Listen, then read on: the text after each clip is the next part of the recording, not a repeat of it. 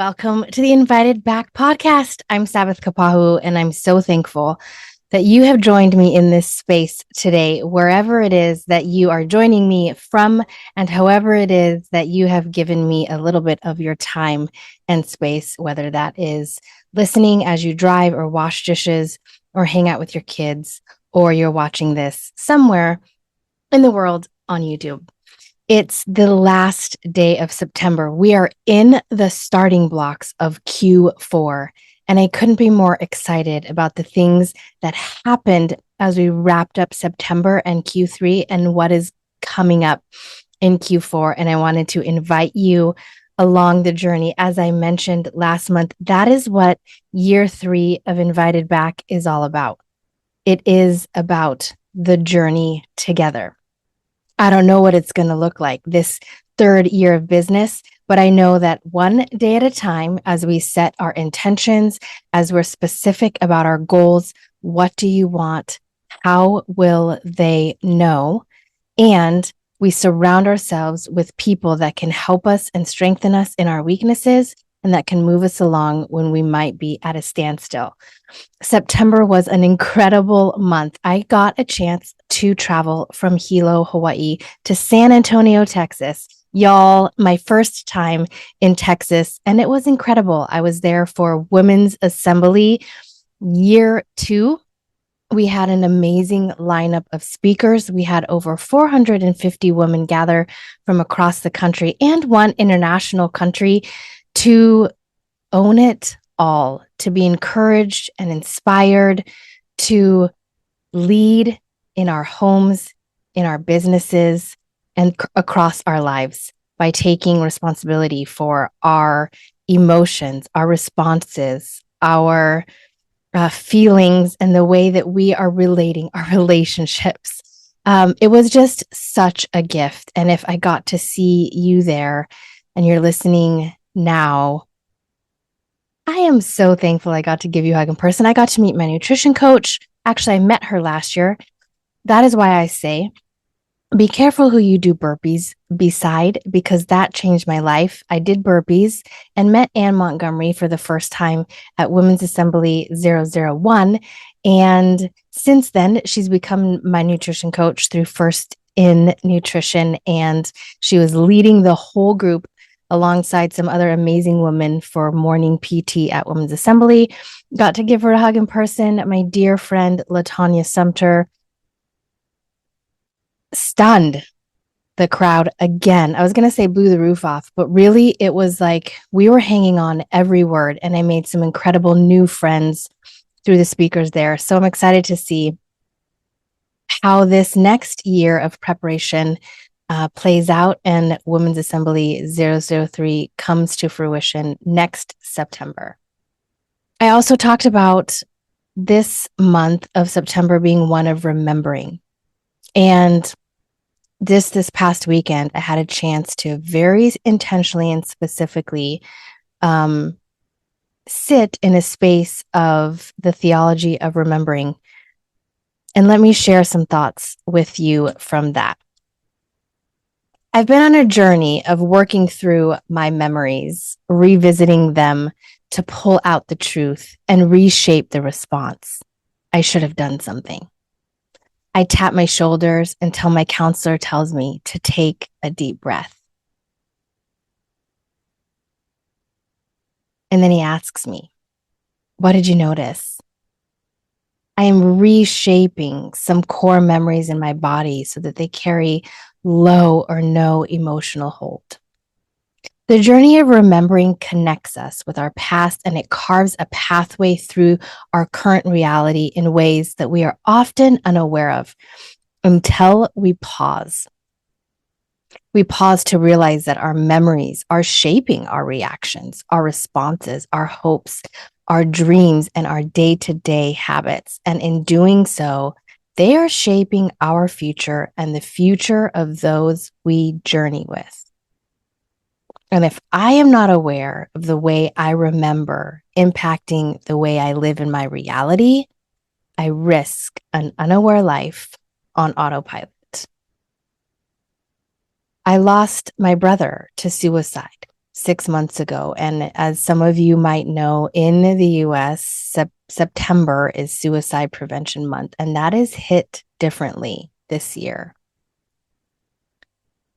In that Monday morning moment when I got the news, my mind, my body, my heart was forced into a world that I had spent the last 20 years purposely detaching from.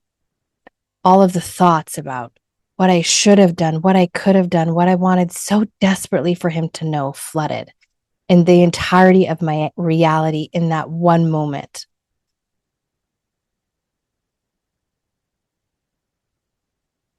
Over the last 6 months, in the heartbreaking moments when I remember my big brother, over and over again, I've been met with an opportunity for groundbreaking experience in the midst of that pain.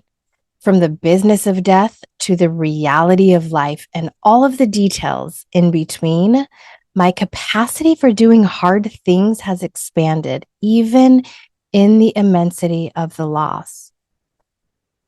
As we buried his ashes in the ground, we simultaneously saw seeds of relational promise take root. And this is what remembering does for those of us who remain. Remembering sows seeds for the future. Remembering deepens roots. With every tear and gut check, heartache, doubt, fear, regret, joy, and that piercing pain, we have the responsibility to place the seeds of remembering into the soil of healing and hope, the deep kind of soil that welcomes all parts of the truth that get exposed along the journey. Remembering calls us to action. Sometimes it's as internal as it gets, that forgiveness received or extended, that reshaping of the core memories, that conversation that has never seen the light. And other times, remembering forces us into a physical, obedient movement toward the people and the things to which we have been summoned. It's an obedience to the call that remains, the reason we still have breath. And that is what I want to talk about as we begin Q4. What are we going to get intentional about as we move in to Q4 today? This is where our daily habits make all the difference. When how we start our mornings matter. And newsflash, that means how we end the night before. And who we choose to surround ourselves with, that changes everything. Sometimes believing the truth takes hard work, discipline, and hope. It takes working towards a goal that we can't see yet, a goal that someone else sets for us or can see for us, rather, and can push us towards with love and can speak into when we're at a loss for words. Yeah, there will be mornings in the next 3 months as we round this last lap of 2024. There will be mornings when we would rather lay in bed and scroll through the lives of others outside of our four walls than attend to the humans within them, and let alone take care of ourselves. Attending to the humans in the walls of our homes is one of the hardest and most holy things that we can do as wives, as mothers, as siblings, as daughters, as sons, as family members. So I ask you on this last day of September, or whenever it is that you get to listen to this, what do you want? And when will they know? You want to wake up 10 minutes earlier? When will your family see you go to bed 10 minutes earlier the night before? You want to have more midday energy? When will your coworkers notice an increase in your hydration? Do you want to draw nearer to people in your life or to the Lord? When will we put down our phones and have a conversation with them, or be still enough to invite them into a chat and actually listen?